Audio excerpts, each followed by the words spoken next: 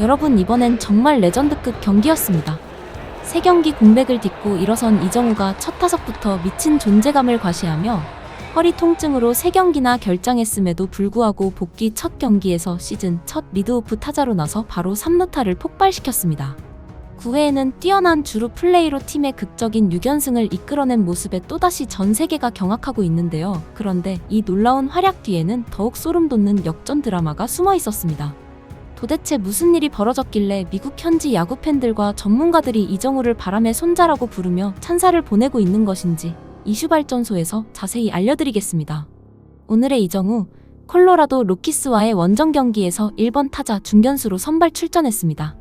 허리 통증으로 애틀랜타 브레이브스전은 대타로만 한 타석 소화했고 이어서 하루 더 결장했던 상황이었는데요.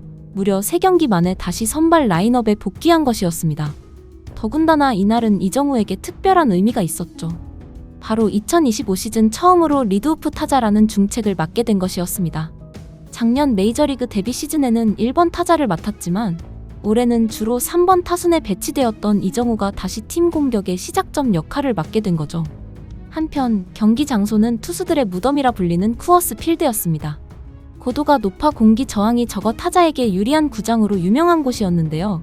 이정우가 과연 멜빈 감독의 믿음에 어떻게 보답할지 전 세계가 주목하고 있었습니다. 그리고 그 해답은 경기가 시작된 지 단 몇 분 만에 나왔습니다. 1회 초 자이언츠의 공격을 이끌기 위해 선두타자로 나선 이정우 앞에는 좌완카슨 팜키스트가 서 있었습니다. 평균 자책점은 높지만 그의 주무기인 스위퍼는 날카롭기로 유명했기에 결코 만만한 상대가 아니었죠. 승부는 초반부터 이정우에게 불리하게 흘러갔습니다. 초구 바깥쪽 패스트볼을 파울로 처리한 뒤 2구째 빠른 공을 지켜보며 순식간에 투볼 투스트라이크라는 투수에게 가장 유리한 카운트로 몰리게 되었습니다. 카메라에 잡힌 멜빈 감독의 표정에도 긴장감이 흐르는 상황이었죠. 하지만 바로 이 순간부터 이정우의 진가가 드러나기 시작했습니다. 팜키스트의 주무기인 3구째 바깥쪽 스위퍼를 흔들림 없이 지켜보더니 4구째 몸쪽으로 파고드는 실투성 스위퍼는 커트로 걷어내며 자신에게 유리한 공을 기다리는 인내심을 보여줬습니다. 팜키스트는 어떻게든 스위퍼로 승부하려 했지만 이정우는 한 수 위였습니다. 5구째 좋은 코스의 스위퍼마저 골라내자 이제는 투수가 심리적으로 압박을 받는 상황에 몰렸죠. 결국 3번 연속 던졌던 스위퍼가 통하지 않자 팜키스트가 선택할 수 있는 공은 단 하나, 바로 패스트볼이었습니다. 그리고 바로 그 순간 이정우는 이 공을 기다렸다는 듯 방망이를 돌렸습니다. 센터 쪽 깊은 타구가 날아갔는데요. 여기서 주목할 점은 로키스의 중견수가 브랜턴 도일이라는 사실이었습니다. 그는 최고의 수비수에게 주어지는 골든 글러브를 2023년과 2024년 2년 연속 수상한 최고의 수비수였는데요. 그 대단한 도일조차 포구에 실패할 수밖에 없는 타구였습니다. 타구 속도 99.2마일, 발사각 28도, 비거리 415피트라는 완벽한 타구질이 만들어낸 결과였죠. 홈런이 되지 않은 것이 아쉬울 정도의 그야말로 질 높은 타구였다는 중계진의 설명이었습니다. 단 한 타석 만에 이정우는 자신의 성공적인 복귀를 알렸을 뿐만 아니라 자신이 왜 자이언츠 공격의 시발점이 되어야 하는지를 완벽하게 증명해 보인 순간이었죠. 특히 불리한 카운트에서 상대의 주무기를 무력화시키고 결국 자신이 노리던 공을 때려낸 모습은 전문가들의 찬사를 이끌어내기에 충분했습니다. 이정우가 만들어낸 완벽한 득점권 찬스, 이제 자이언츠의 과제는 단 하나 3루에 있는 그를 홈으로 불러들이는 것이었습니다. 이어진 다음 타자 윌리 아다메스의 타구가 중앙 뜬공으로 향했는데요. 아쉽게도 비거리가 다소 짧아 보였습니다. 평범한 주자라면 감히 홈을 노리기 어려운 상황이었죠. 심지어 중견수는 앞서 언급했던 골든 글러브 수상자 브랜턴 도일이었습니다. 그는 투수가 아닌데도 시속 150km에 육박하는 레이저 송구를 뿌리는 선수였습니다. 도일의 어깨와 이정우의 발, 그야말로 막상막하의 대결이 펼쳐지는 순간이었습니다. 포구가 된 순간 포일과 이정우의 한판 승부가 펼쳐졌고 결국 도일의 총알 같은 송구보다 이정우의 발이 더 빠른 결과를 보여주었습니다. 아슬아슬하게 슬라이딩하며 홈플레이트를 훔치는 이정우, 단 2타자 만에 뽑아낸 선취점이었죠. 출루는 타격으로 득점은 빠른 발로, 이것이 바로 팀이 그에게 1번 타자 역할을 기대하는 이유였습니다.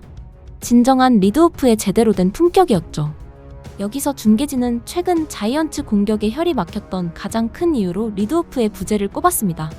팀 공격의 시작점인 1번 타자가 제 역할을 하지 못하면 타선 전체가 동력을 잃게 되는데요. 기존 1번 타자였던 야스트렘스키가 부진에 빠지자 멜빈 감독은 계속해서 타순에 변화를 주며 해결책을 모색해야만 했는데, 그리고 그 고민의 종착점에서 멜빈 감독이 꺼내든 카드가 바로 이정우였습니다. 결국 이정우에게 시즌 첫 리드오프 기회가 주어진 것은 팀이 가장 필요로 하는 순간 가장 신뢰할 수 있는 타자에게 공격의 선봉을 맡겼다는 것이 전문가들의 설명이었습니다.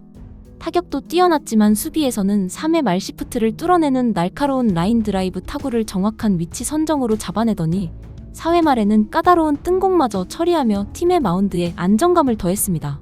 특히 변수가 많은 쿠어스 필드의 광활한 외야였기에 이날 이정우의 수비가 더욱 빛났다는 중계진의 설명이었죠. 그리고 7회 초 이정우가 네 번째 타석에 들어서자 마운드가 바뀌었습니다. 기교파 좌완 팜키스트가 내려가고 100마일에 육박하는 강속구를 뿌리는 우한 파이어볼러 세스 할버슨이 올라왔습니다. 완전히 다른 유형의 투수와의 새로운 승부가 시작된 것이었는데요. 할버슨은 초구부터 이정우에게 98마일 굉장한 강속구를 꽂아 넣었습니다. 피하지 않고 정면으로 부딪히겠다는 의지 표현처럼 보였으나 이어진 2구째 이번에는 강속구 대신 예리하게 떨어지는 스플리터를 선택했죠. 이는 강속구에 초점을 맞춘 타자의 타이밍을 뺏기 위한 파워 투수들의 전형적인 승부 공식이었습니다. 결국 이 공에 배트가 끌려 나오며 아쉽게 땅볼로 물러나고 말았습니다. 그러나 경기는 아직 끝나지 않았죠. 9회 초 스코어 3대5로 뒤처진 자이언츠의 마지막 공격, 이제부터 대역전 드라마가 시작되었거든요. 무사일루의 절호의 기회에 이정우가 타석에 들어섰습니다. 상대 마무리 투수를 상대로 친 타구는 3루수 방면으로 향했는데요. 선행 주자가 아웃됐지만 이정우는 빠른 발로 1루에 살아남아 더블 플레이를 막아냈습니다. 그리고 이 선택이 역전의 불씨를 살리는 신호탄이 되었습니다. 이정우의 빠른 발에 주자가 살아나가자 당황한 상대 투수의 폭투로 주자들은 한 베이스씩 전진했고 아다메스의 볼넷으로 결국 1사 만루가 만들어졌습니다. 라모스의 희생 플라이로 스코어는 4대5 한 점 차, 그 사이 1루에 있던 이정우는 3루까지 진루했죠. 그리고 1-3루 다음 타자 플로레스의 내야 안타 때 3루 주자 이정우가 빠른 발로 홈을 밟으며 마침내 5대5 동점을 만들었습니다. 기세가 오른 자이언츠는 여기서 멈추지 않았습니다. 이어진 야스트렘스키의 적시타로 스코어 6대5, 패배 직전에서 대역전극을 완성하는 순간이었죠.